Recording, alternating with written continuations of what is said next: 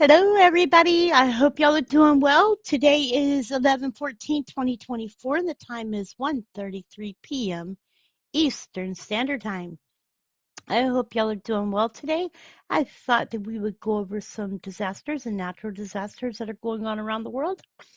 And as we are looking, we'll see the United States has over 20 confirmed bird flu cases in California as efforts are continuing to stop the spread at dairies.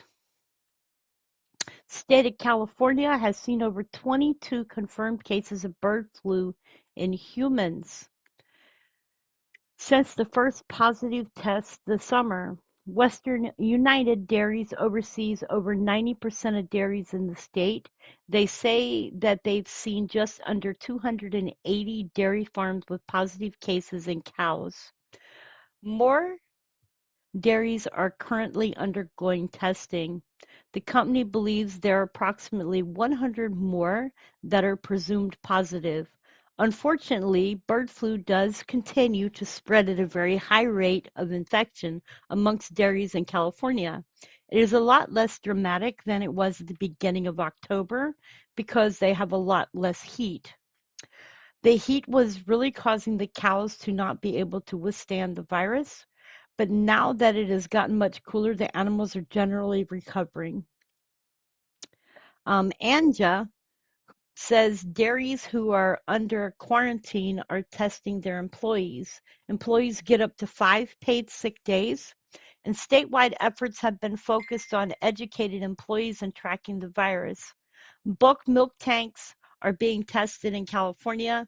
That is something that is significantly different from other states. So they're finding more, but they're also looking for more. Although it is still unknown how the virus spreads, some findings suggest for humans it's the raw milk. The raw milk particles that are communicating it to the eyes for the cows. It's definitely respiratory, which means they're definitely aerosolized particles in the air. At this time, it's unknown if people can spread the virus to others. However, those working directly with infected cows are at higher risk. The symptoms do continue to be mild. They haven't had any hospitalizations. The main symptoms they are seeing is conjunctivitis or red eyes. The Tulare County Farm Bureau says the victims have impacted milk production for infected cows, and dairies are still bracing for peak in cases. Adding the bird flu to the mix of the already difficult economic time with inflation as bad as it is just an unfortunate situation, but they do believe that California dairy farmers do the best job that they can. County and state leaders encourage dairy workers to utilize personal protective equipment such as N95 masks, gloves, and goggles to prevent the virus from spreading any further. It is important to note that regular dairy products you buy at the store are okay to consume as the pasteurization removes the bacteria.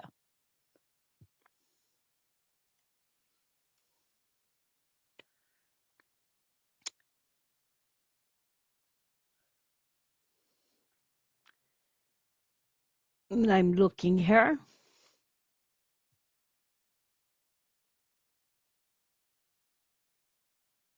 Our next story, we have bird flu that's been detected in Hungary.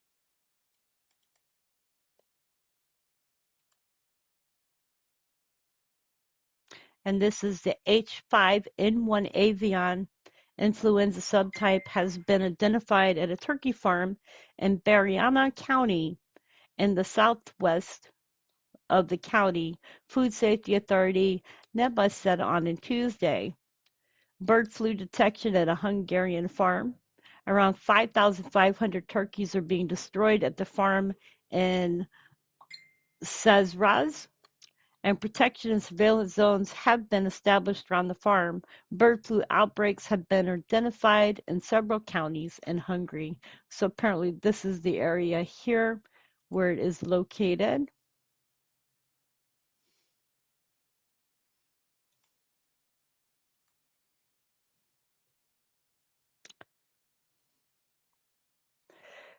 Our next story is an alarming spike in admissions of children with malaria at Awell State Hospital. So this is the area of Awell, but I'm not sure where the hospital is. I just know that this is the area that is given. An alarming number of children suffering from severe malaria have been admitted to Awell State Hospital, where Medicine Sans Frontiers runs the pediatric and maternity wards in northeast Bahr El Ghazal State, South Sudan. Over the past 3 months, malaria admissions to the children's ward began to increase in June, and by September, up to 400 children a week were being admitted to the pediatric departments with severe malaria, more than double the numbers compared to September in previous years. This is cause for serious concern. Every year, there is a surge of malaria cases during the rainy season in Awel, and conduct seasonal preventative activities for tens of thousands of children, said Mahmoud Mustafa, head of missions in South Sudan. We open and test treatment centers so that people can quickly be diagnosed and receive treatment, and we establish a malaria ward inside the hospital with 72 beds. However, this year we faced an exceptional situation and the hospitals have been completely overwhelmed. Even though we increased the number of beds in the malaria ward to 94 in September, it is not enough to cope with the surge in admissions, and many patients are being treated in the corridors, said Mustafa. Over the past month alone, we have admitted an average of 43 children suffering from severe forms of malaria each day, with many requiring blood transfusions. Since September, we've carried out an average of 14 blood transfusions for malaria each day, and at any one time, there have been an average of 140 children admitted in the hospital suffering from severe malaria. Our next story,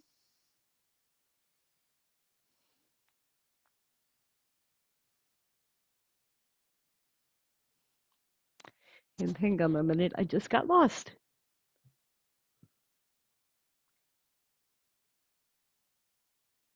Our next story is today, and it is in, hang on,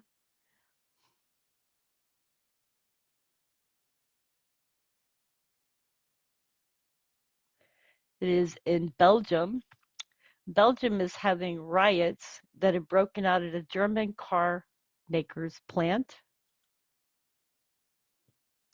And I'm going to put the latitude and longitude in so we can go to where this is located.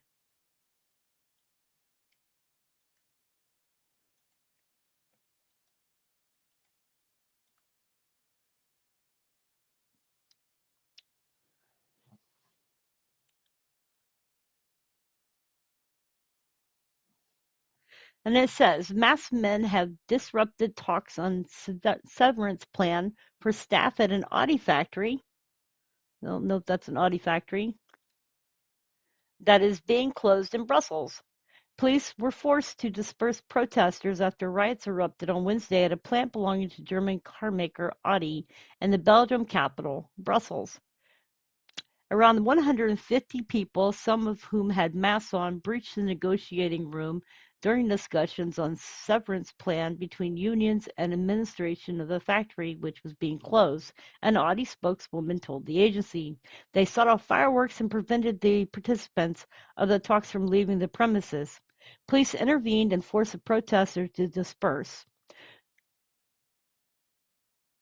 One union member had been slightly injured in the melee. A video from the scene showed officers with batons and in full riot gear pushing the demonstrators, who are apparently employees of the plant. Earlier this year, Audi, which is a subsidiary of Volkswagen Group, announced that it will stop vehicle production at the facility in Brussels in March in 2025. The plant is now facing closure after failing to find new investors, and Volkswagen could not find an alternative use for the site.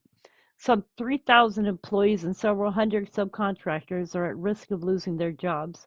In September, 5,000 people took to the streets of Brussels in solidarity with the workers. We are literally being eaten up, and I do not know if we have a position to do anything about it. An Audi worker had said at the time. The EU automotive industry is facing multiple challenges and high energy prices and other economic hurdles faced by the bloc. Competition for cheaper Chinese electronic vehicles is also a concern. Late last month, Volkswagen Group announced that it had plans to close at least 3 plants in Germany and downsize its remaining factories. The move could mean thousands of job losses and entire departments being shut down or relocated abroad. So I'm not sure if this is the area for Audi, but I do see that this is a an area that was given. So that's the area that was given. So I'm not sure.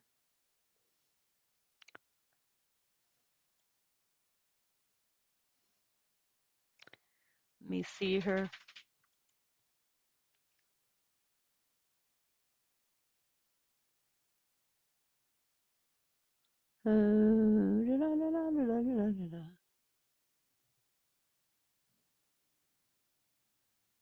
I was looking for an address or something, but I don't see a German car maker. I wouldn't know how to put it in here in German, so I can only assume that it would be over here in this area somewhere because I don't speak German. Those are train tracks. Okay, so moving on to the next story.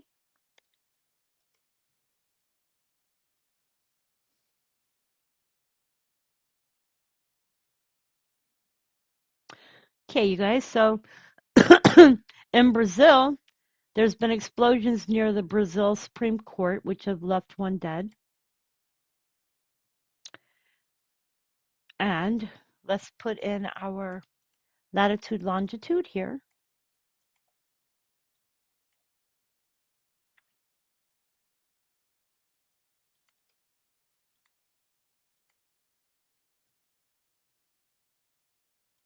Oops.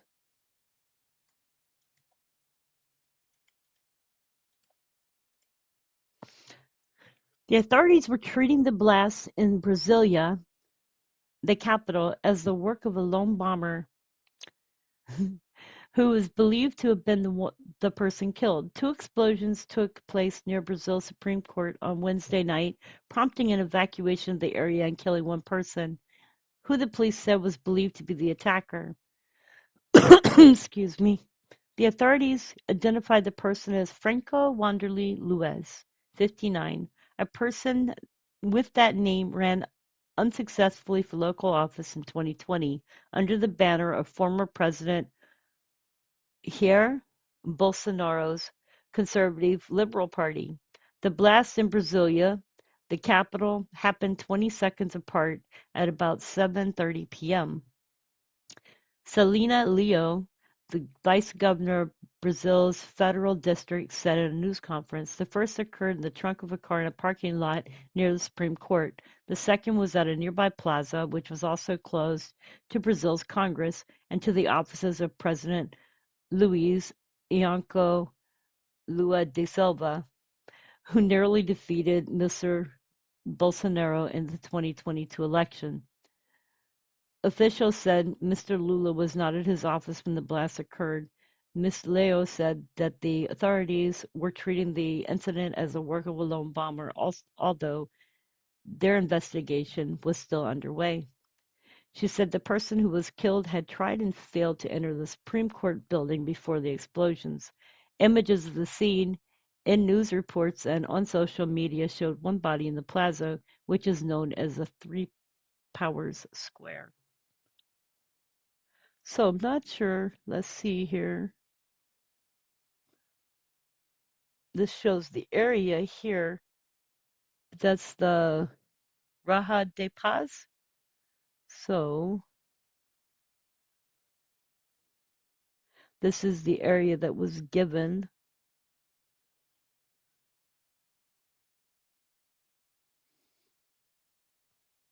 This is the area that was given.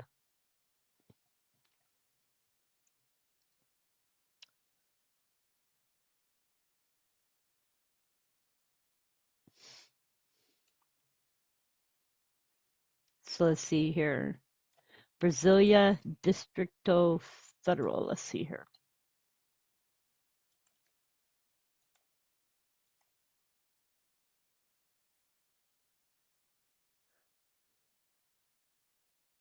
So it would be this area here. This is just Brasilia Distrito Federal. So this would be it here.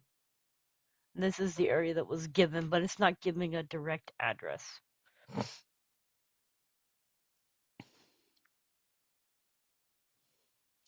me see.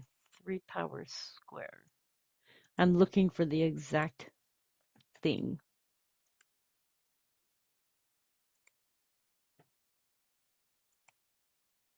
There's 3 Powers Square or 3 Powers Plaza. So this is 3 Powers Plaza here. The authorities said they had not moved the body out of concern that unexploded devices might be attached to it. Military police officers and bomb squads were sweeping the area. The car that blew up in the first explosion was registered to Mr. Lewis, who is from the southern state of Santa Catarina, according to the police. A man with the same name ran for office. Okay, so the following month, supporters of Mr. Bolsonaro stormed and vandalized the Congress, the Supreme Court, and the presidential offices in an attack that echoed the January 6, 2021 attack on the U.S. Capitol of Washington. Many Brazilians on the right see the Supreme Court as a threat to democracy, arguing that it is persecuting conservative voices. The court has carried out a continuous crackdown on online misinformation and threats from to Mr. Bolsonaro, Mr. to the Brazilian institutions, ordering social media platforms to block hundreds of accounts. It also jailed Bolsonaro supporters who stormed the Capitol in 2023. The explosions on Wednesday occurred just days before another Brazilian city, Rio de Janeiro, is set to host a G20 summit where President Biden and other world leaders are expected to attend. Oh, I did not know that Mr. President Biden was going to be attending anything out of this country. Hmm, interesting. Okay, then. Yesterday, 72 hours ago, 5 shootings, 3 dead and 5 injured in Durham, here in the United States.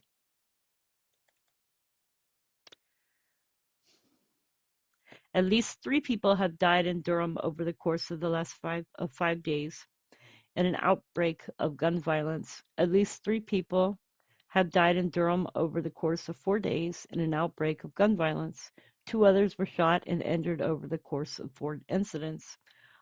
On Saturday, Jacob Kennedy, 36, was found shot and killed on Byers Street. That night, 3 men were injured in a shooting near the intersection of Ridgeway Avenue and Lakeland Street. On Sunday, a man was shot in the 2300 block of Leadnam Street. That man is expected to survive. Early Tuesday, another shooting was reported near the same place. Police found 1 man shot dead in the 2300 block of Leadnam and said that another man was taken to the hospital. Later that same morning, another man was found shot and killed in the 1600 block of Holloway Street. Police have not made any arrests in these cases, and they have asked the community for information to help them identify shooters and victims. Jesus Romero, who has lived near Holloway Street, says the crime has been on the rise. He and his family, including 2-year-old nephew, are trying to get out. We're trying to find a house, maybe Hillsborough, because there is safety. He said, Jamal Scarlett, who is equally frustrated about the continued violence in his neighborhood. Kids can't even walk to the bus stop without witnessing a off body. Said violence has got to stop. We've got to become better people for the community. Everybody has got to come together, and that is true.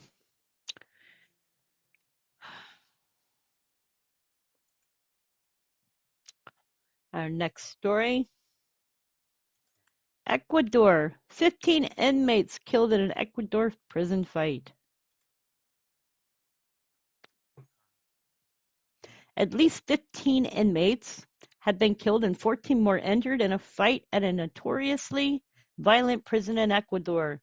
An Ecuadorian prison service SNAI said that the grave incidents had occurred in the early hours of Tuesday at El Literal Jail. At El Literal Jail. Okay, it's not a literal jail. All right. In the city of Guayaquil.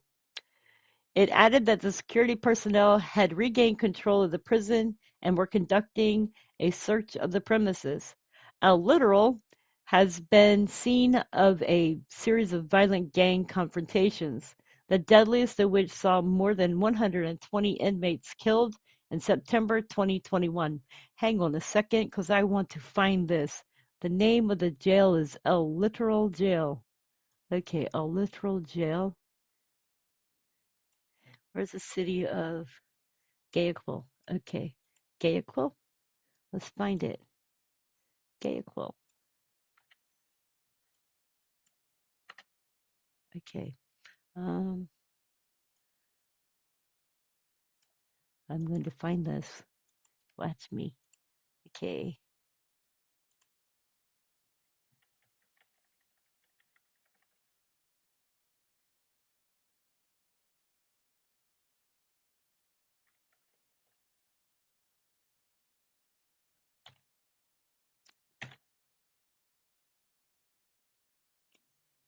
Maybe that's it right there.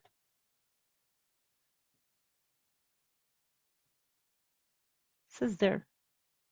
So that must be it there.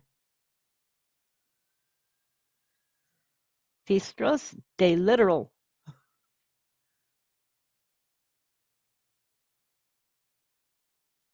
Okay, so maybe that's it. Or maybe it's over here.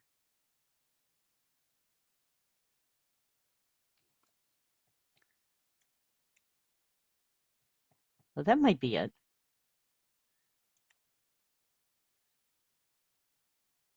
There it is. Guayaquil, Ecuador. Superior Policia Literal. Okay, I understand the word police. So that's it. Okay. Um, People living in El Litoral reported hearing shots early on Tuesday. They said they had seen a helicopter flying above the jail and saw police tactical units arriving. The authorities have not yet released any details about those killed, but said that the investigation into what caused the deadly fight was underway. The prison houses members of some of Ecuador's most violent gangs, who in many cases continue to run their criminal enterprises from behind bars. The gangs also intimidate and threaten prison staff. In September, the director of El Litoral, Maria Daniela Icaza, was shot dead by a gunman who opened fire on her car. Her brother told local media that she had been receiving threatening phone calls before the attack. Ecuador has been struggling to contain a wave of gang violence, which it has seen transform one of the safest nations in Latin America to one of the deadliest.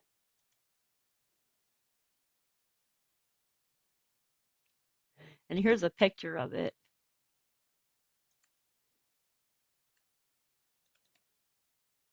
So that's a picture of Centro de Privación de Libertad.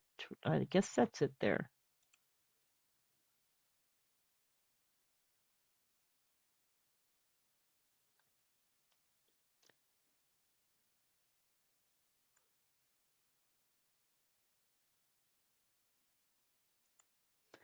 Okay.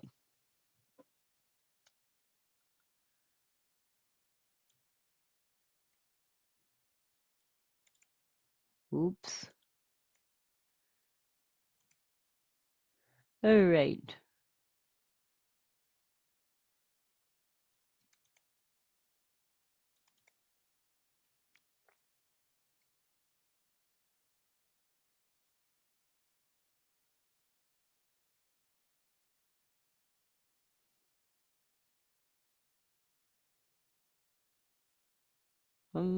Sorry. I got lost, you guys. Okay. Our next story is at least 11 injured in an explosion at a manufacturing plant in Louisville, Kentucky. And this is where it is right here. This is the manufacturing plant here. As far as I can tell, I had to look it up by address, so I did that yesterday because this occurred yesterday, as far as I can tell. At least 11 people were reported injured in an explosion at a manufacturing facility in Louisville, Kentucky, police said. A hazardous materials incident was reported Tuesday afternoon at an address in a Gavoyden Sense Color facility, according to Louisville Metro Emergency Services. The University of Louisville Hospital said it received 7 patients from the explosion, including 2 in critical condition. Injuries have included burn and blast wounds, a hospital official said. The cause of the explosion, which occurred around 3 p.m. local time, is unknown at this time, officials said. All those injured are employees of Gavoyden Sense Color. So this says Gavoyden Sense Color here. So that's why I'm looking at that. So that's why I'm looking at that.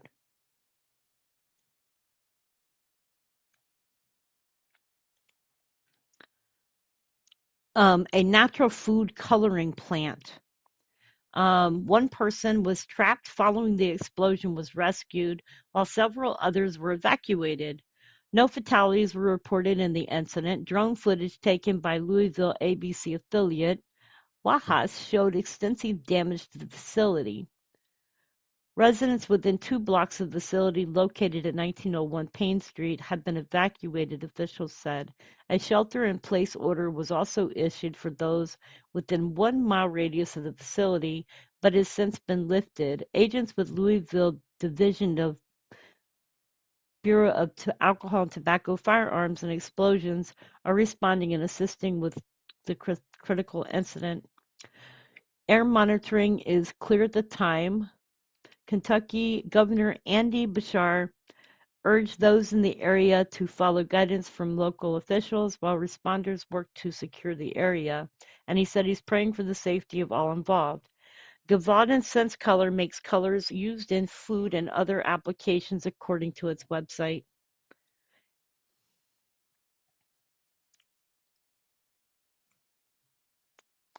Okay.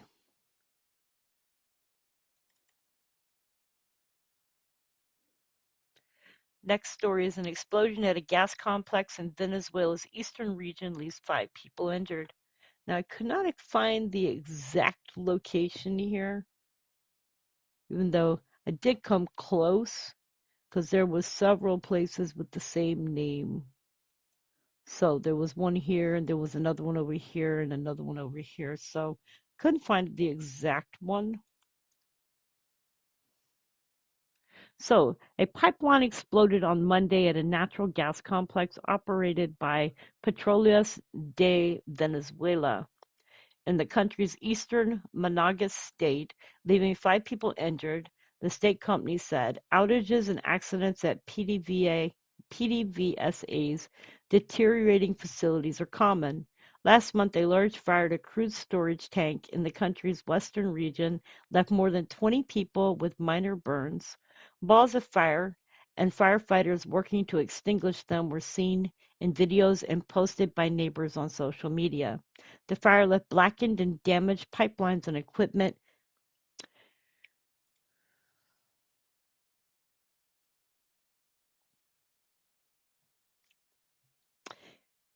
And for that, I'd have to look around to see more.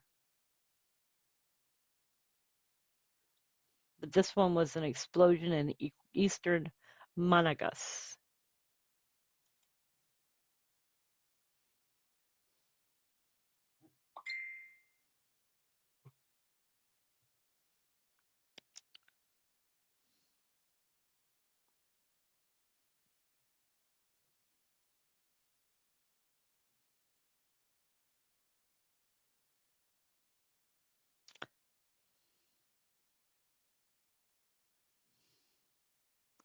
And I'm looking.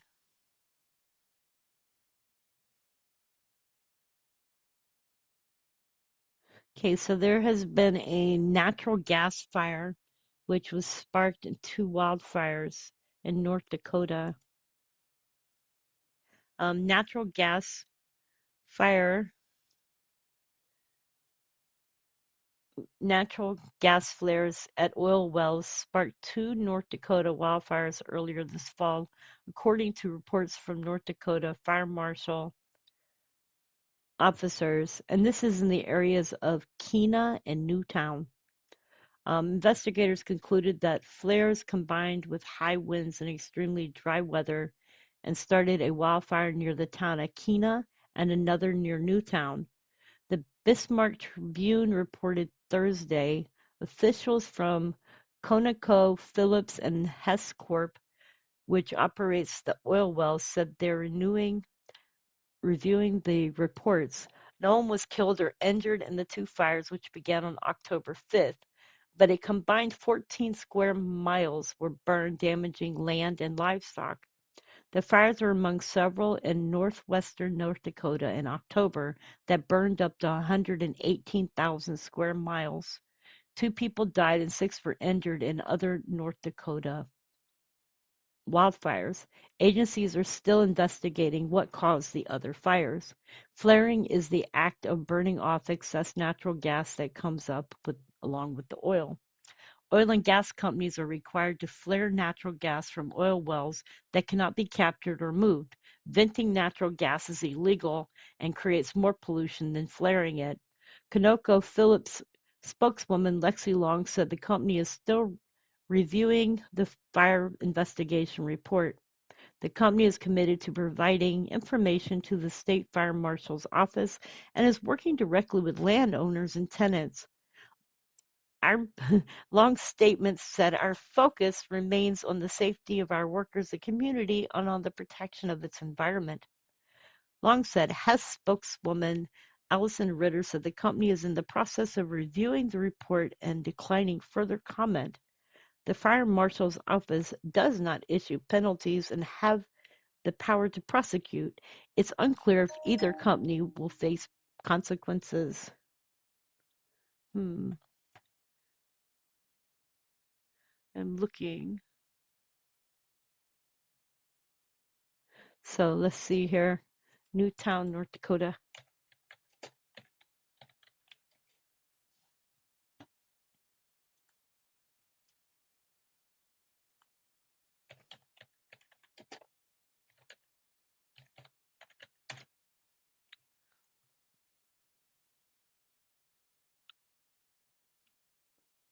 So this is Newtown, North Dakota here.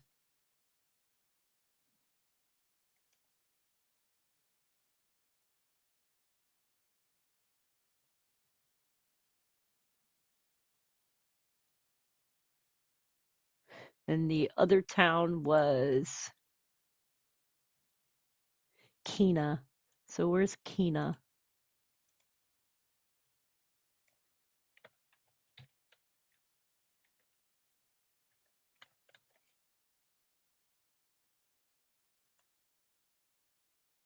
Oops. Well, I've got it as Keene. Keene, North Dakota? I wonder why it's written as Kena. Kena? Why I got Kena? Kena.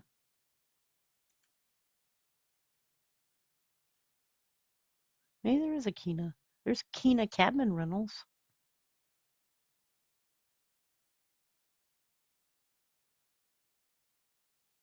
Maybe I wrote it down wrong.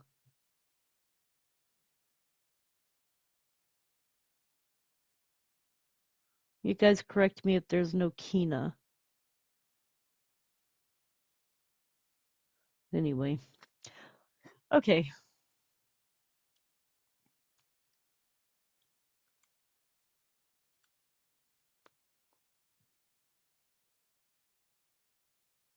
And if y'all would like to know what other fires are going on today, there is one in Senegal, which is in Senegal, Africa. There's one in Guinea, Africa. There's another one in Senegal, Africa. There's another one going on in Niger, Africa. There's another one going on in Mali, Africa. There's another one going on in Mali, Africa, Mali, Africa, Mali, Africa. And there's another one going on in Burkina Faso, Africa. Those are wildfires.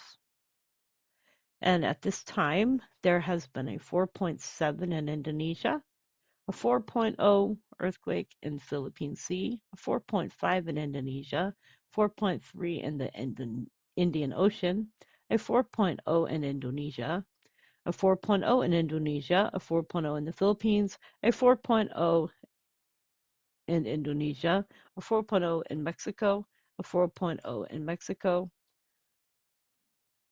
a 4.7 North Pacific Ocean, a 5.0 in the North Pacific Ocean, and a 4.5 in the North Pacific Ocean, South Pacific Ocean. And I see a 5.0 in Mexico.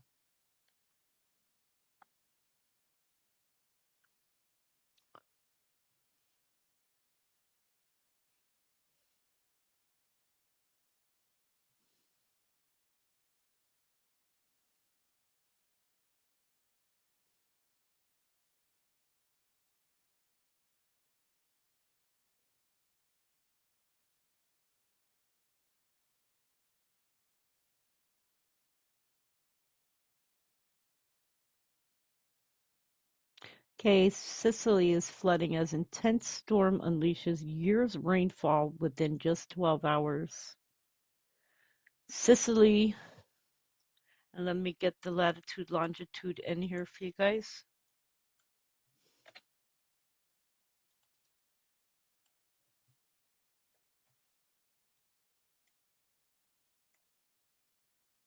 Might not be exact, but this is to Italy.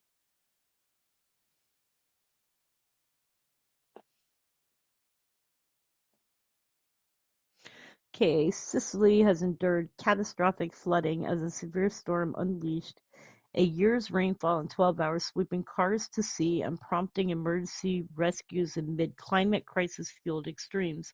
The storming of Sicily turned into a once-in-a-lifetime storming event as the island received a year's worth of rain in 12 hours, unleashing flood on an island scale and unprecedented destruction in its wake. Emergency crews rushed in to rescue marooned people as homes, streets, and towns submerged in relentless floodwaters as torrential rain pounded the region. Some cars have been dragged out to sea by powerful floodwaters and swept away as relentless rain beats down, forcing streets in Torre Atarraffi.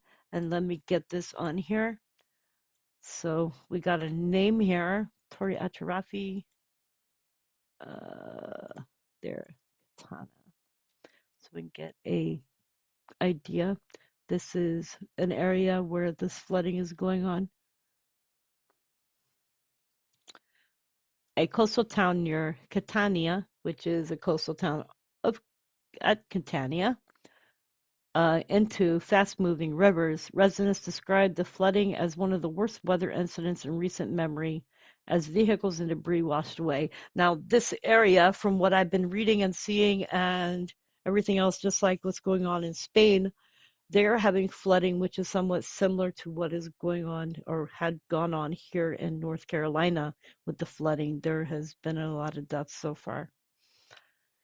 So people in the province of Sicily have begun to require emergency aid after the flooding. The authorities have called for all available resources in order to fulfill the totally excessive demands for rescue. Heavy rains have continued to cause complexity for the rescuers' activities. Firefighters have been dispatched to the various regions of the island where people have become locked inside cars and homes have been swept away by the flooding streets. In Acti San Antonio town, several motorists were rescued in vehicles in deep waters. In Estoril, meanwhile, emergency crews have helped rescue a resident from a house that was completely submerged by swelling waters. The fire brigade used certain amphibious machines in the Attarello neighborhood and could reach the 4 people trapped inside the dwelling on the ground floor. 2 of the people were reportedly disabled. Emergency teams continued to work throughout Sicily, trying to rescue residents, pushing through harsh areas to ensure they received all the help that they needed. Scientific research has established that this revival of extreme weather conditions owes its origin to human occasioned climate change. due to fossil fuel usage, greenhouse gas emissions, and catastrophic climate crisis has finally pushed extreme weather shocks, unprecedented droughts, and devastated floods against Italy. Sicily, along with other parts of Italy, has already experienced one extreme weather event after another this summer. Hot summer waves and severe droughts. This unpredictable weather, which has engulfed Sicily, also affected other parts of this nation. I'm going to stop right here and say that not all views that are given are views that are supported by NCWQ channel. Okay. Anyway, this is the area that is where this is happening.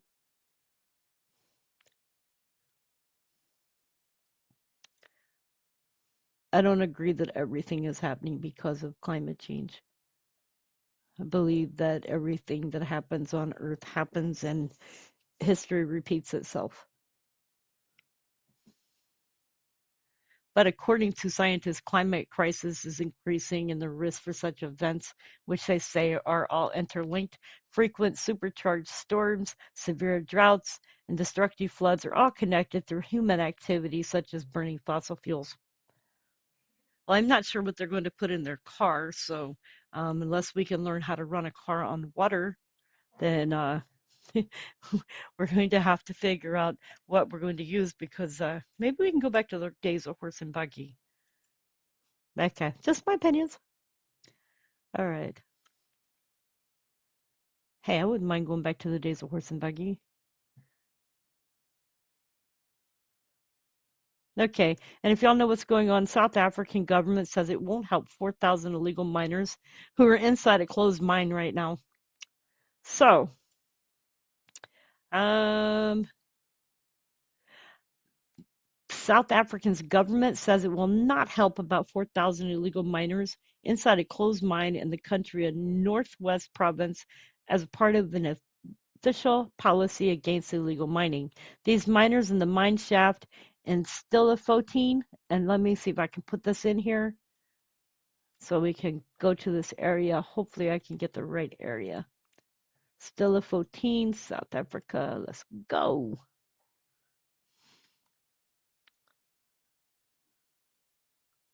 Okay, so I don't know. One of these might be a mine, but we're in the area. This is Stilfontein.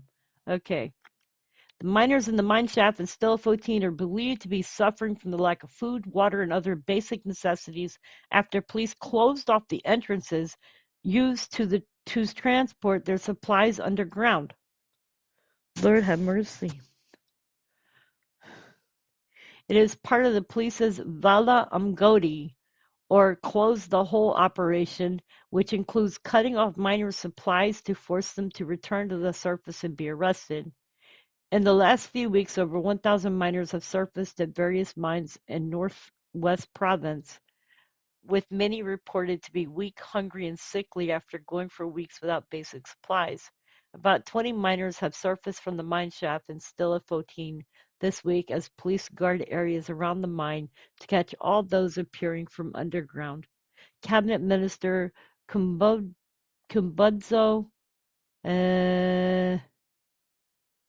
Nchavini told reporters on Wednesday that the government would not send any help to illegal miners because they're involved in criminal act. We are not sending help to criminals. We are going to smoke them out. They will come out. Criminals are not to be helped. Criminals are to be prosecuted. We didn't send them there, Nipzini said. Illegal mining remains common in South Africa's old gold mine areas. So apparently this is the mining areas here.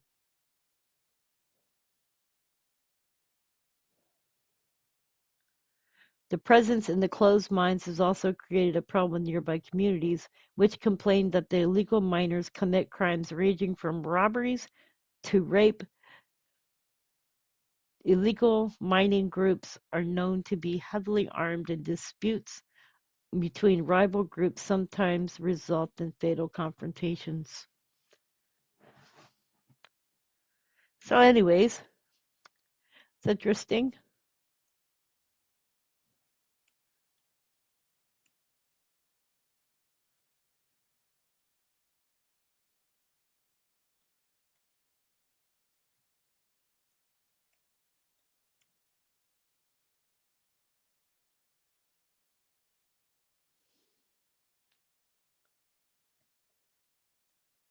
So somewhere, these are mining.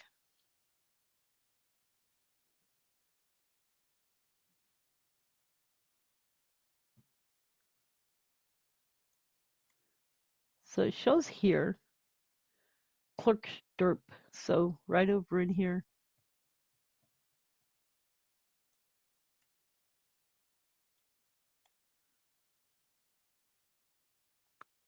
this area right here. Okay.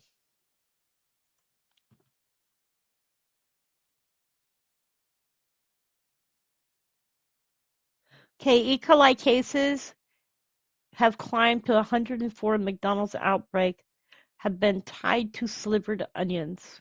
So if you're eating at McDonald's, it's tied to onions. At least 104 people have been sickened with 34 hospitalizations in an outbreak of E. coli food poisoning tied to onions served on McDonald's Quarter Pounder hamburgers, federal health officials have stated on Wednesday. Cases have been detected in 14 states, according to an update from the U.S. Centers of Disease Control and Prevention. One person died in Colorado, and 4 people had developed a potentially life-threatening kidney disease complication. At least 30 cases were reported in Colorado, followed by 19 in Montana, 13 in Nebraska, 10 in New Mexico, 8 in Missouri and Utah, 6 in Wyoming, 3 in Kansas, 2 in Michigan, and 1 each in Iowa, North Carolina, Oregon, Washington, and Wisconsin. Illnesses were reported between September 12th and October 21st. At least 7 people who got sick said they ate McDonald's food while traveling. Slivered onions served on quarter pounders were the likely source of the outbreak, the CDC said. Taylor Farms, a California based produce grower, recalled onions potentially linked to the outbreak. Tests by the U.S. Food and Drug Administration detected a type of E. coli bacteria that produces a dangerous toxin in one sample of the onions, but it did not match the strain that made the people sick. Officials reported quarter pounders were removed from the menus in several states during early days of the outbreak. McDonald's officials said Wednesday that the company identified an alternate supplier for 900 restaurants that temporarily stopped serving the burgers with onions. Over the past week, those restaurants resumed selling quarter pounders with slivered onions.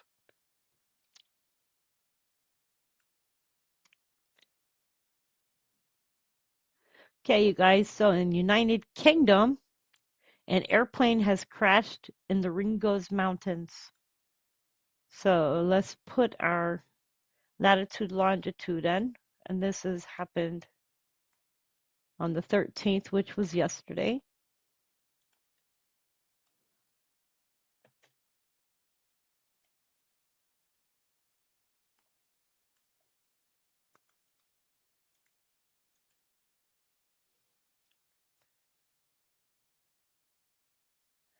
And this is the Ringos Mid Glamorgan, Wales. The plane was upturned on the Ringos Mountains in Rhondda, Cynon Taf. Crews from 3 branches of South Wales Fire and Rescue Services were called to reports of a light aircraft crash. The aircraft crashed near the Vale of Neath Gliding Club in the Ringos Mountains of Rhondda, Cynon Taf on Wednesday, November 13th. The light aircraft was upside down on the mountain. Crews and specialist equipment from Herwan, Method, Tideville, and Aberdare were called to assist, and they successfully rescued the pilot. Luckily, he had who had no life-threatening injuries. A spokesperson for South Wales Fire and Rescue Services said SWFRS received a call at approximately 12:22 p.m. on November 13th to reports of a light aircraft crash at Vale of Neath Gliding Club, Rygos. You know what? This guy was lucky. I would say that this person was lucky. They were lucky that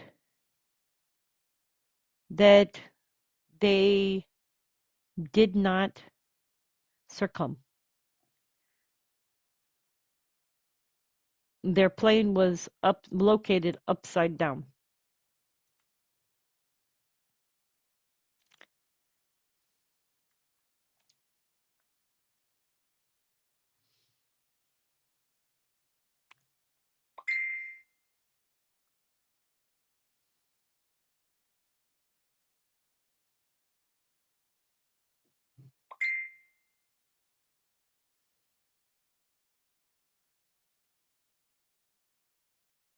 In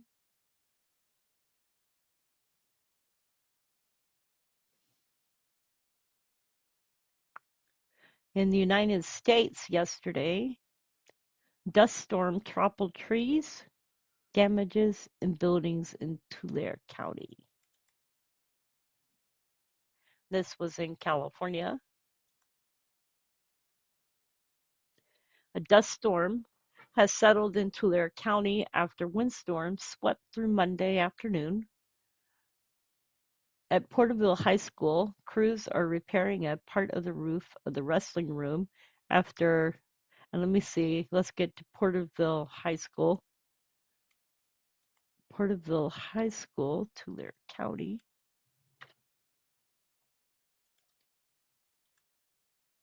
Let me see if I can get this.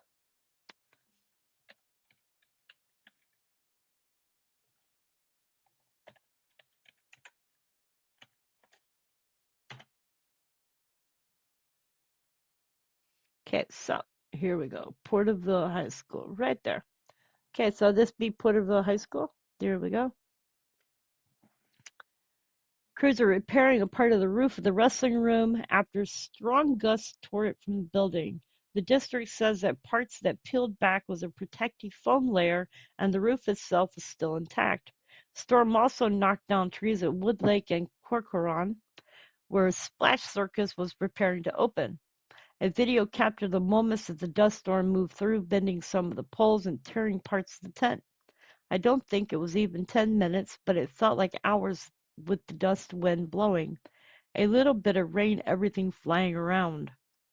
Silva says he and three others were on top of the tent, working to assemble it as the wind blew in.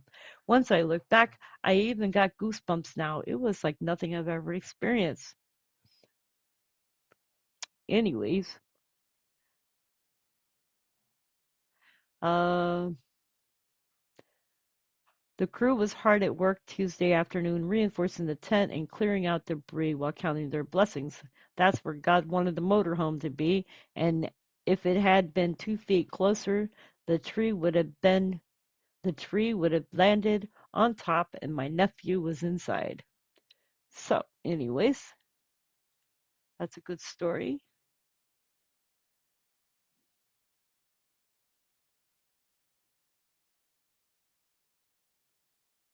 Anyways, you guys, that's what I've got for y'all today. I hope y'all are doing well.